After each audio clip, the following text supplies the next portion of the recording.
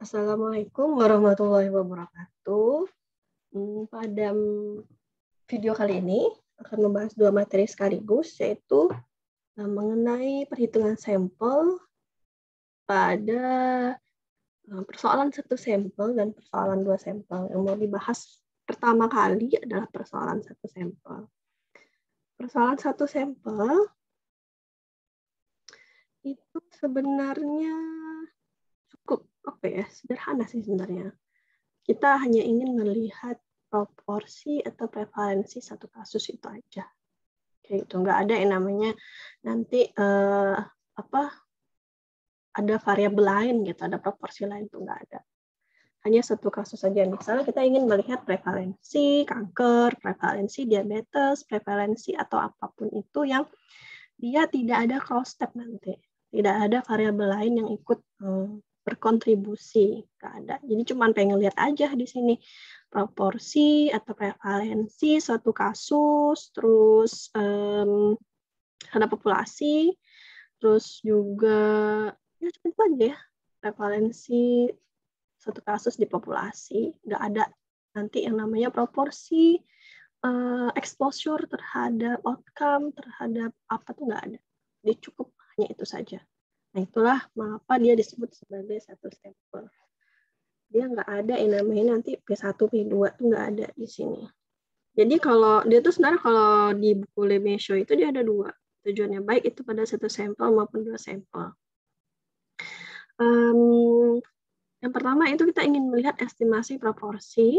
Estimasi proporsi ini kita pengen lihat apakah proporsi di satu kasus itu lebih besar atau lebih tinggi. Nah, dengan rumusnya itu berbeda nanti ketika kita ingin melakukan pengujian hipotesis terhadap satu sampel. Jadi harus diingat satu sampel itu dia ini ya, sampelnya satu aja, populasinya itu hanya satu. Populasi hanya satu. Nggak ada nanti yang namanya itu dia ingin melihat misalnya proporsi perokok pada penderita hipertensi. Nggak ada tuh di persoalan satu sampel tuh nggak ada kayak gitu. Ini adanya di persoalan dua sampel, dan ini paling sering atau biasanya atau kayak usually lah ya, yang biasa dipakai oleh atau di Kesmas tuh sering sekali dipakai ini karena keterkaitannya nanti dengan uji chi-square dan segala macamnya.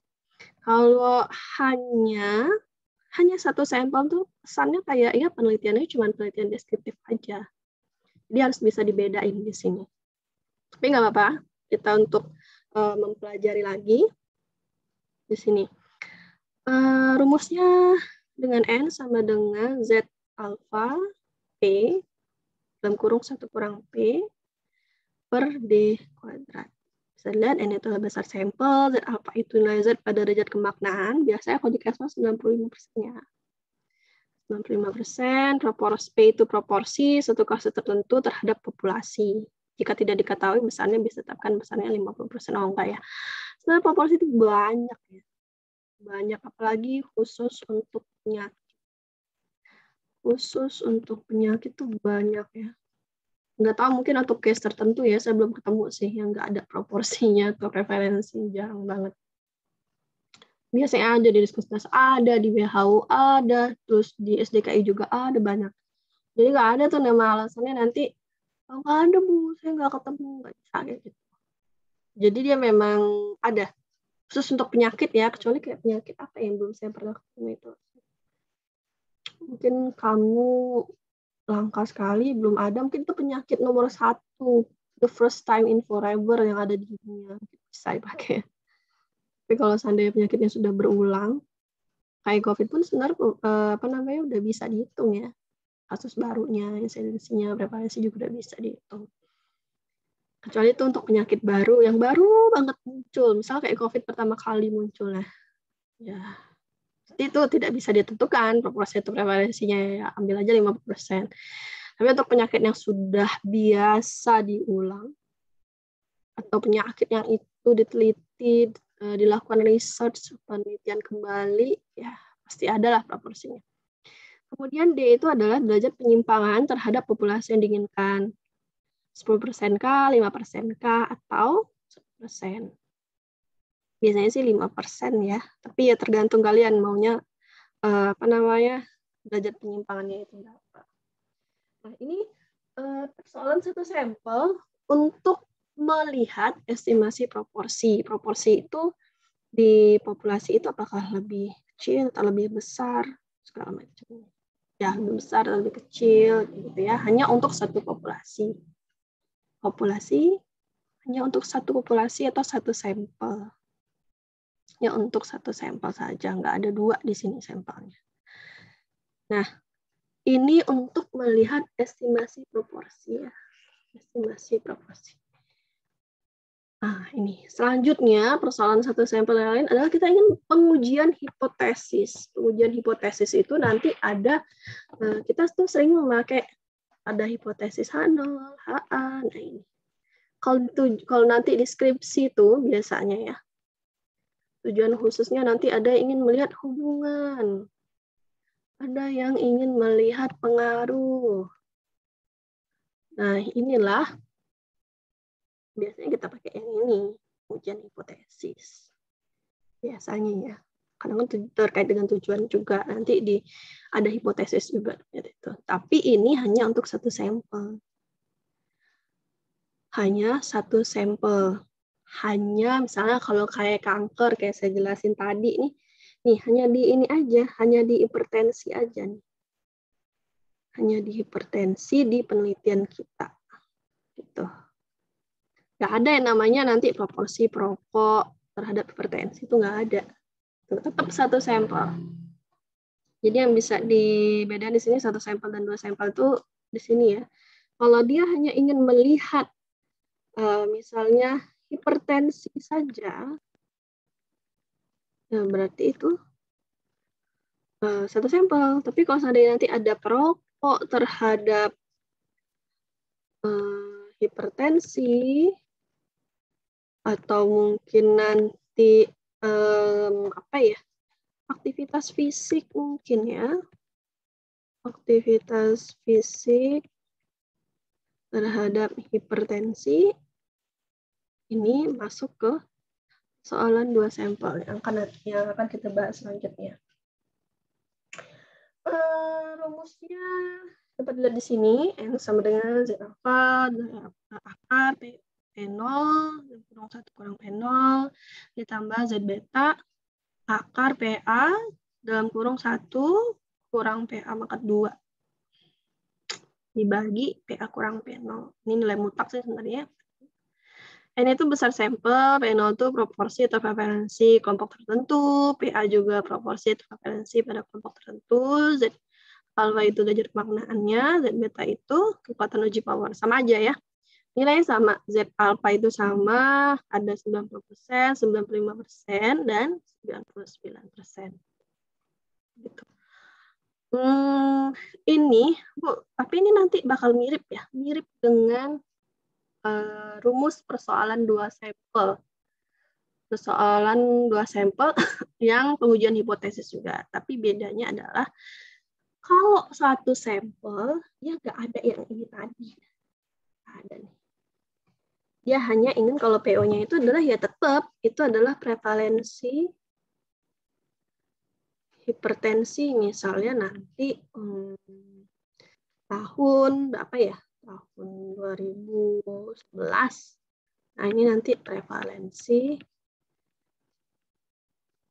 hipertensi 2012. Nah, gitu. Dia sama-sama prevalensi hipertensi. Gitu. Itu ya sebenarnya ya perbedaannya. Kemudian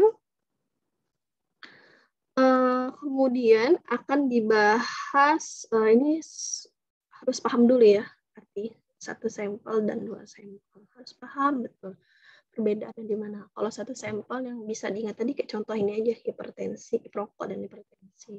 Kalau seandainya saya pengen lihatnya perokok aja, Bu, ya udah berarti tinggal cari aja prevalensi perokoknya berapa, atau mungkin insidensi perokoknya berapa, proporsi perokoknya berapa. Hanya perokok, nggak ada variabel lain di sana yang mau ingin dilihat. Meskipun nanti penjelasan P0, PA-nya itu sama dengan rumus yang 2 sampel, tapi artinya, konteksnya, substansinya itu berbeda. Mirip, tapi dia tidak sama. Similar but not same ya. Jadi similar itu nggak harus selalu sama. Mirip ya, tapi nggak harus sama. Gitu. Nah, selanjutnya ini ada tugas ya. Tugasnya bisa dilihat di sini. Mudah-mudahan ini nggak ada yang direvisi ya. Kalau seandainya pun ada yang direvisi, nanti saya kasih di e-learning, silakan dilihat. Ya, ini kurang lebih sih kalian, saya pengennya lihat kalian tuh mencoba menghitung. Jadi jangan hanya saya saja menghitung di sini. Pertama, soalnya itu pengen lihat estimasi proporsi populasi kanker di Indonesia. Nah, yang kedua, ingin melakukan pengujian hipotesis pada populasi kanker di Indonesia. Berapa jumlah sampelnya? Ini aja. Dulu ya, ini aja dulu. Nanti ada tambahannya. Tadi yang satu sampel, kemudian adalah 2 sampel. Sebenarnya ini singkat ya materinya yang saya sampaikan. Cuma saya pengen kalian lebih memahami, lebih bisa menghitung, lebih bisa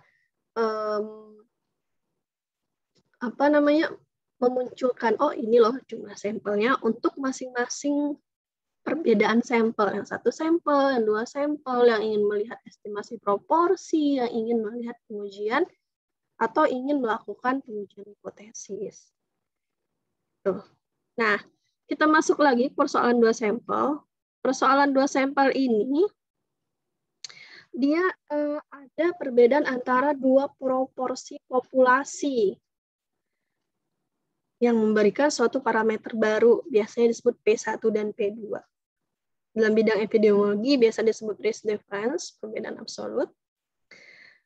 Bu, ini P1, P2-nya sama tadi, Bu, dengan P0 dan PA. Ya, sama ya definisinya, tapi ketika penerapannya itu berbeda. Yang tadi ada P0, PA, yang ini P1, P2. Gitu ya. Terus bedanya di mana, Bu? Kalau di sini, Bu, kalau yang tadi, kalau di satu sampel ya tetap aja dia prevalensi hipertensi, tapi mungkin nanti prevalensi hipertensi di tahun 2000 berapa? Prevalensi hipertensi Jambi mungkin di tahun 2020, prevalensi hipertensi di Jambi pada tahun 2019. Gitu. Di sini apa bedanya ya, Bu ya? Gimana cara bedanya? Nah, ini membedakan P1 dan P2 itu tergantung dari desain studi yang kita kehendaki atau yang kita inginkan. Gitu ya. Nah, pada desain studi cohort atau cross-sectional, atau ini kurang ya, atau eksperimen, saya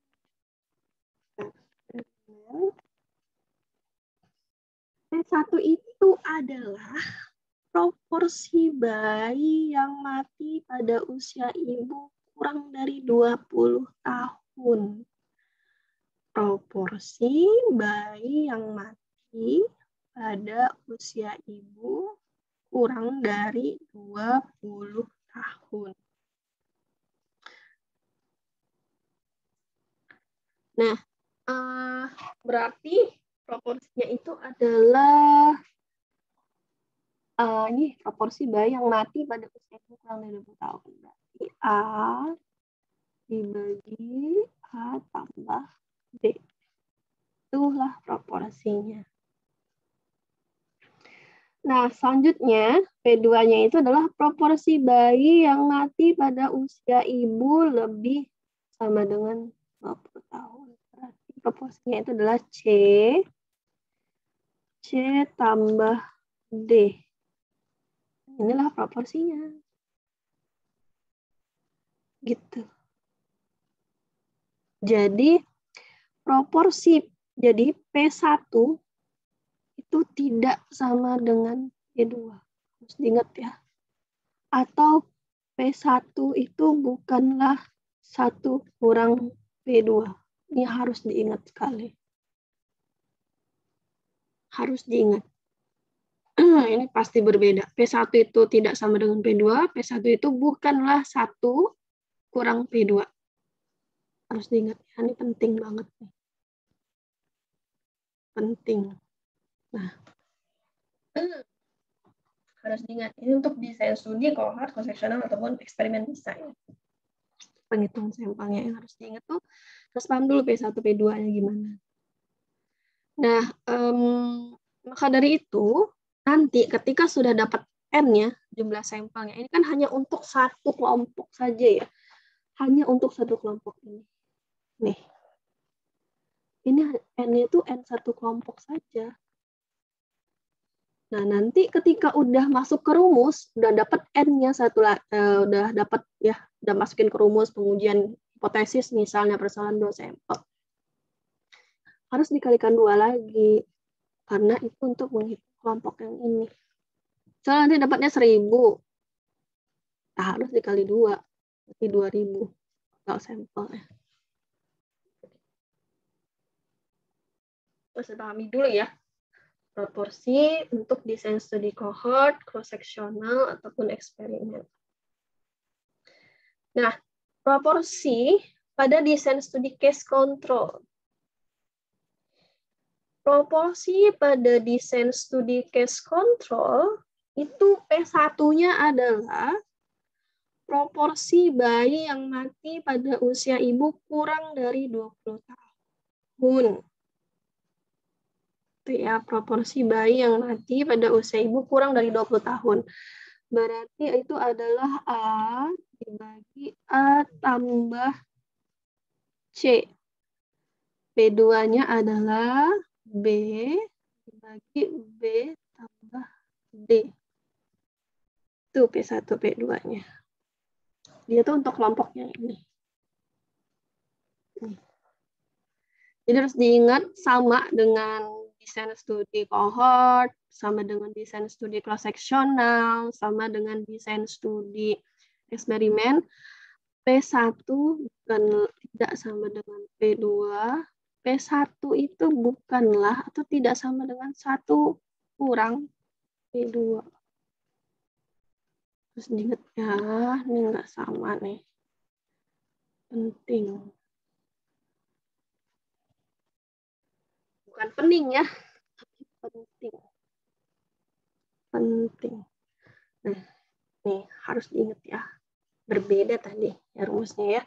Kalau pada desain studi cohort, saya ambil aja cohort ya. Panjang banget cohort, cross-sectional, kemudian eksperimen.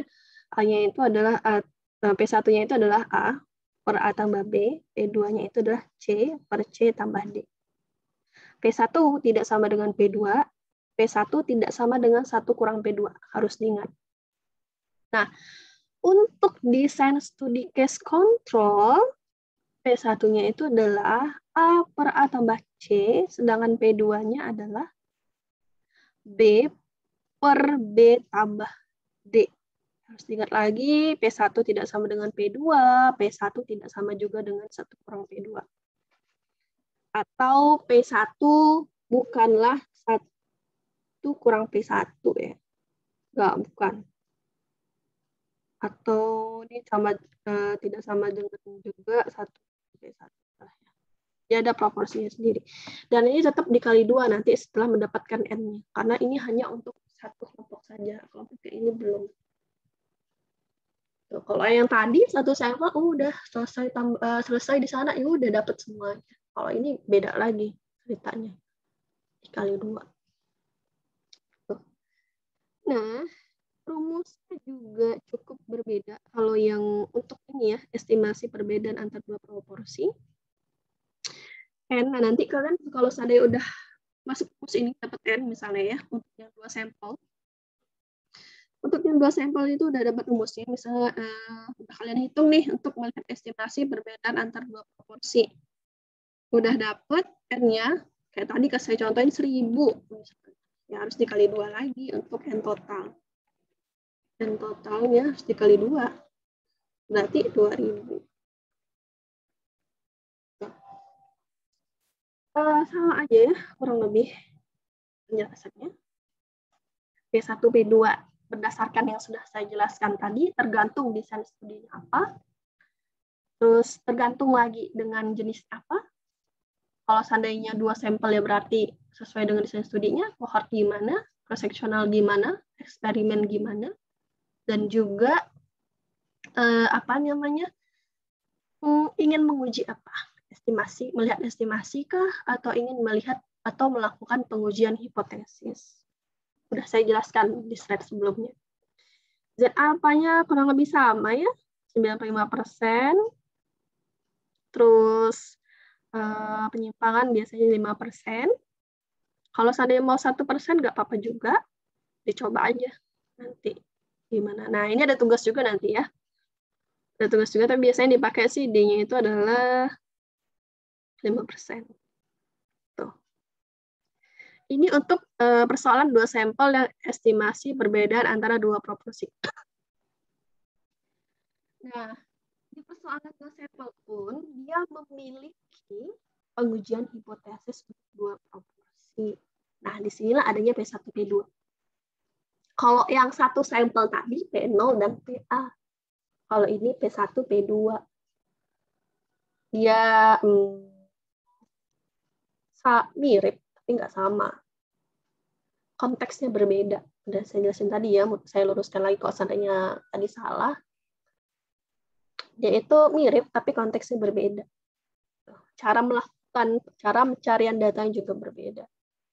Nah, pengujian hipotesis untuk 2 proporsi, sesuai dengan rumusnya, N itu sama dengan Z alpha akar 2P dalam kurung 1 kurang P ditambah Z beta akar P1 dalam kurung 1 kurang P1 tambah P2 dalam kurung 1 kurang P2 pangkat 2 dibagi P2 kurang P1. Nah, di sini ada nilai P nanti ya. Ada rata-rata P1 dan P2. Jadi itu besar sampel, P1, P2 sudah saya jelaskan tadi untuk yang 2 sampel. Terus juga Z beta-nya kurang lebih sama, biasanya dipakai itu 95%. Kalau kekuatan uji power biasanya 80%. Nah, ini tugasnya ya. Ada tugasnya. Ada berapa tadi? Ada 1, 2. Nah, ini tugas yang ketiga. Tugas yang ketiga, penelitian saya dulu nih. Ingin melihat perbedaan antara 2 proporsi saja. Nah, ada P1-nya berapa? Silakan kalian lihat sendiri di sini berapa P1-nya. Tapi yang dilihat di sini jangan persentasenya ya. Ini nggak usah. Ini kalian abaikan aja. Nih. Ini kalian abaikan dulu. Ini kalian abaikan dulu. Ya. Kalian abaikan. Yang kalian lihat itu adalah ininya. Nanti untuk menghitung ya. Sudah saya kasih di sini Z alpha-nya berapa, D-nya berapa jumlah sampel penelitian tersebut jika ingin melihat perbedaan antara 2 proporsi. Tugas selanjutnya, ini sama datanya dengan desain studi yang sama. Pengujian hipotesis tapi kalau ini. Pengujian hipotesis, kalian harus menghitung P-nya. Kalau tadi nggak ada P, yang ini ada P. P itu rata-rata P1 dan P2. Nah, Z alpha-nya berapa? Z alpha-nya berapa? Berapa jumlah sampelnya jika Z alpha-nya itu adalah 95% dan Z beta-nya itu adalah 80%. Yang kalian perhatiin lagi, ini dihiraukan aja ya. Persentase ini dihiraukan. Nah, yang dilihat ininya. Nah, itu yang dilihat ya. Berapa jumlah sampel penelitian tersebut? Inilah tugas kalian. Jadi, saya nggak akan nulisin, saya akan menginformasikan di sini saja. Tugas pertama, kalian itu menghitung persoalan 1 sampel. Nih, tugasnya. Nih, soal pertama ya. 1, 2. Soal 2. Nah, yang ketiga, ini persoalan 2 sampel yang ingin melihat perbedaan antara 2 proporsi dan pengujian hipotesis. Ada 4 berarti ya. Ada 4. Selanjutnya, pada masing-masing contoh tadi, kalian buat 1 lagi. Misal saya balik ke awal. Balik ke awal. Nah, ini kan datanya saya kasih nih. Kalian cari data sendiri. Misalnya populasi diabetes di Jambi misalnya. Atau populasi diare di Tungkal misalnya. Atau populasi apa ya? Banyak ya. Bisa dilihat penyakit-penyakitnya. Mungkin COVID atau mungkin yang lainnya. Penyakit artritis mungkin. Atau dermatitis. Atau apapun penyakit banyak sekali. Kalian cari sendiri. Berapa prevalensinya? Z alpha sama D-nya samain aja kayak ini. Kayak contohnya, cuman kalian tinggal mencari P-nya ini sama penyakitnya apa. Kalian cari sendiri aja berapa ya. Misalnya hipertensi berapa. Nanti misalnya memilih hipertensi berapa nih prevalensi tahun 2000 berapa gitu. Misalnya 2020 atau mungkin diare 2019. Nih, kalian cari. Nah, penyakitnya ini, kalau bisa yang terbaru ya datanya ya, 5-10 tahun terakhir lah, prevalensi atau proporsinya. Kalian hitung ya, kalian cari sendiri, Z alpha sama D tetap sama. Yang beda itu hanya P dan penyakitnya aja. Nah, tugas yang kedua selanjutnya, sama, Z alpha sama Z beta tetap sama, 95% dan 80%. Nah, POPA-nya tuh kalian cari sendiri penyakitnya apa juga. Berdasarkan penyakitnya. Kalau hipertensi ya berarti tinggal cari hipertensi tahun 2020, hipertensi tahun 2000 berapa, 19. Gitu. 5-10 tahun terakhir. Oke, ini udah. Jadi kalau saya lihat ini ada 6 ya. Ada 6 butiran tugas. Yang tadi itu sesuai dengan yang saya tulis, kalian selesai kerjakan. Selanjutnya kalian cari prevalensi atau proporsi penyakitnya selain yang contoh saya. Boleh, mungkin Bu nanti sama Bu sama teman yang lain, nggak apa-apa sama. Tapi saya pengen lihatnya itu pengerjaan kalian gimana. Nah ini untuk yang 1 sampel. Ya untuk 2 sampel, sama kalian cari proporsi penelitian apapun terkait dengan misalnya dari jurnal boleh ya, misalnya penelitian yang ingin melihat pengaruh pengaruh ASI eksklusif terhadap berat lahir misalnya. Nah, kalian carilah tabel 2x2-nya. Kalian cari tabel 2x2-nya berarti di sini nanti ada ASI, iya, tidak. Nanti di sini ada BBLR. Iya, tidak. Nah, di sini BBLR. Kalian cari nanti ada informasinya ini misalnya A, B, C, D.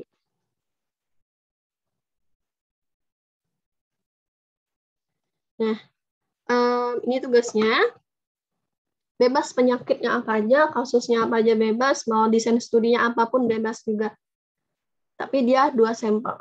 Nah, tugas selanjutnya, sama juga, kalau mau pakai data yang sama gimana Bu? Saya ingin melihat tetap ASI dan BBLR. Ya nggak apa-apa juga. Nggak apa-apa juga, Z alpha sama D-nya samain aja. Terus Z alpha, Z beta yang samain aja nggak apa-apa. Dengan contoh saya ya. Z alpha tetap 95%, Z beta 80%, D-nya tetap 5%. Jadi total tugas kalian itu ada 8. Pertama, kalian mengerjakan contoh yang sudah saya berikan, ada 4. 2 untuk persoalan 1 sampel, dan 2 untuk persoalan 2 sampel. Kemudian ada 2 tugas lagi, ada 2 butir tugas lagi. Kalian cari sendiri prevalensi penyakitnya apa, selain yang saya sebutkan, untuk 1 sampel, dan 2 untuk persoalan 2 sampel. Terserah mau penelitian apa, desain studinya apa. Tapi yang Z alpha, Z beta, D-nya pakai lah yang sudah saya tetapkan di sini. Z alpha, Z betanya, Z alpha 95%, Z beta 80%, D-nya 5%. Samain aja dengan saya. Kalian bikin ada 8 berarti ya tugasnya ya. Ada 8. persoalan satu sampel contoh saya, terus persoalan satu sampel kalian cari sendiri kasusnya, persoalan 2 sampel contoh saya, dan persoalan 2 sampel kalian cari sendiri kasusnya. Dan itu saya pengennya kalian jelaskan masing-masing, ini tugas individu ya, kalian jelaskan masing-masing seperti saya menjelaskan sekarang. Kalian jelaskan gimana kalian menjawabnya. Nah, silakan mengerjakannya kayak yang saya kerjakan juga. Kalian record sendiri, kalian menjelaskan di Zoom. Nggak susah ya, sama lah kayak saya ya. Kalau seandainya mau diedit dengan sebaik-baiknya, sebagus-bagusnya, kalian mempunyai keahlian, misalnya ya, di Adobe Pro, silakan dikerjakan dengan sebagus-bagusnya. Pokoknya kalau seandainya bisa membuat saya amazed terhadap tugas kalian, ya pasti nilainya lebih ya. Tapi tidak, tapi tidak misalnya, ya kalau seandainya biasa-biasa aja Bu, sesuai dengan apa yang kayak Ibu misalnya, nggak apa-apa, nggak akan mengurangi nilai kalian. Terus silakan kalian update, sorry, kalian upload itu di channel YouTube kalian ya. Kalian upload itu di channel YouTube kalian, dan saya akan membuat menu di e-learning untuk pengumpulan tugas. Jadi nanti ada menu pengumpulan tugas di sana. Jadi kalian tinggal copy pastekan saja linknya. Jadi saya nggak mau menerima file video ya. Saya hanya menerima linknya saja, link YouTube kalian. Jadi kalian jelaskan seperti saya jelaskan sekarang ini. Kalian buatlah PPT-nya, atau mungkin mau buat di Word silakan, senyamannya aja, atau mau mungkin bikin di bikin tulisan seperti saya misalnya kayak gini di pad kalian. Mungkin ada yang udah canggih ya, lebih canggih sekali, lebih canggih misalnya kayak apa gitu ya, ada ya yang dari pad itu apa iPad atau apa gitu. Kalian bikin sendiri, kalian hitung sendiri, P1, P2-nya berapa, P1-nya berapa, kayak gini, kalian jadi kayak kalian nulis biasa, kayak gitu. Nggak apa-apa. Kalian rekam melalui Zoom, boleh melalui yang lain, tapi kalau bisa pakai Zoom aja ya, kan bisa ada menu recording-nya di sini. Pakailah, atau manfaatkan Zoom yang ada. Kalian jelaskan, terus juga upload, kemudian upload ke channel YouTube kalian. Tugas apa ya ini namanya ya? Tugas persoalan 1 sampel dan 2 sampel. Kasih itu aja judulnya. Persoalan 1 sampel dan 2 sampel. Itu aja ya, kasih judulnya itu, atau mungkin ya biar itu apa ya, kalau saya lihat ya, biar itu kita mengundang orang untuk melihat ada kritik dan saran nggak sih untuk kemajuan perkembangan ilmu selanjutnya. Mungkin kalau seandainya saya ada salah, nggak apa-apa ya, kalian kritik, kalian kasih masukan, bagus sekali. Sampaikanlah dengan cara yang baik. Gitu ya, paham ya? Ya, saya ulangi lagi, tugasnya itu ada 8 butirannya. 2 persoalan menghitung sampel, persoalan 1 sampel yang saya contohkan. 2 lagi kalian cari sendiri kasusnya. Terus kemudian 2 berikutnya, persoalan 2 sampel, menghitung sampel, persoalan 2 sampel yang sudah saya contohkan. 2 selanjutnya, kalian cari lagi kasusnya sendiri, terserah mau desain studinya apa. Kalian bikin tutorialnya, kalian menjelaskan kepada saya. Silakan, saya pengen lihat ini ya, nggak hanya suaranya aja, silakan dihidupkan kameranya. Jadi saya bisa lihat gimana kalian menjelaskan di tugasnya itu. Jadi kameranya dihidupkan, kalau saya sekarang kayaknya nggak dihidupkan ya. Jadi saya minta tugasnya tolong kameranya dihidupkan, jadi saya bisa memastikan kalian benar-benar menjelaskan di situ. Bukan suara orang lain atau suara siapapun. Saya pengen lihat itu memang ada muka kalian menjelaskan. Terus kalian upload di channel YouTube kalian. Dan tugasnya dikumpulkan dalam bentuk link saja, link YouTube kalian. Jangan file video, saya nggak mau ya. File video terlalu berat. Nggak cukup nanti untuk memori penyimpanan di e-learning. Jadi mudah-mudahan tidak ada pertanyaan ya setelah ini. Cukup jelas kalau menurut saya. Saya ulangi lagi nih. Saya ulangi lagi. Ada tugas 8 soal yang harus kalian kerjakan. 4 soal contoh dari saya. 4 soal lagi contoh dari kalian sendiri. Kalian kerjakan sendiri, cari kasusnya sendiri. Terus kemudian kalian bikin dalam bentuk seperti yang saya sampaikan sekarang, dalam bentuk Zoom, recording Zoom, mau diedit dalam bentuk Adobe Pro sebagus mungkin, secantik mungkin, silakan, bebas, atau mungkin kalian ya sekreatifnya lah ya. Sekreatifnya yang jelas saya ingin melihat muka kalian menjelaskannya kepada saya sampai dapat sampelnya itu berapa. Kemudian silahkan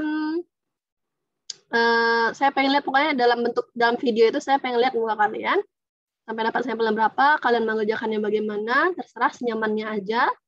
Terus juga diupload ke YouTube kalian dan kemudian pengumpulannya itu di e-learning hanya linknya saja. Dan ini sepertinya akan saya jadikan sebagai UTS aja ya, sebagai UTS. Jadi cukup waktunya ya, cukup lah ya. Cukup lah saya rasa waktunya ini. Pertemuan ke-8 itu dikumpulkan, minggu ke-8 dikumpulkan, buatlah sebagus-bagusnya. Carilah kasus yang memang kalian pahami atau yang menarik perhatian kalian. Jangan asal-asalan aja, kan ini memang untuk tes. Buatlah video yang sebaik-baiknya, jangan yang asal-asalan. Karena ada poin penilaiannya sendiri di saya. Gitu. Mungkin itu dulu yang dapat saya sampaikan. Lebih dan kurangnya saya mohon maaf. Assalamualaikum warahmatullahi wabarakatuh.